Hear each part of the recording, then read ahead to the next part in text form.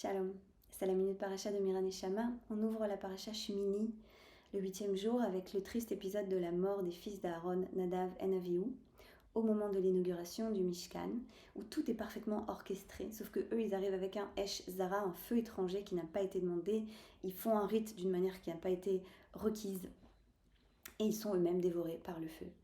Et alors la question se pose pour nous, est-ce qu'on n'a pas le droit d'être spontané? Qu'est-ce qu'être sage?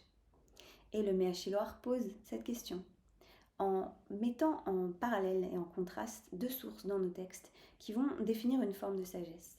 Le premier est dans les Pirkei Avot qui nous dit Ezeu chacham haroe et hanolad. Qui est sage? Celui qui voit ce qui vient, qui est capable de prédire en gros ce qui va se passer dans le futur. Et il contraste ça avec une injonction de la Torah dans Sefer Dvarim qui nous dit Tamim tihiyeh im Hashem Elokecha. Tu dois être simple avec Hachem ton Dieu. Cette notion de simplicité, d'intégrité, d'ingénuité, de pureté, qui est centrale dans l'éthos juif. Et peut-être que c'est ça qu'ont fait Nadav et Avihu, peut-on se dire. Et peut-être que non. Parce que peut-être qu'être simple et d'avoir de l'intégrité, ça ne veut pas dire être irresponsable. Et peut-être que c'est ça, être capable de voir ce qui va venir, c'est d'être capable d'être conscient du fait que mes actions de maintenant auront des conséquences plus tard.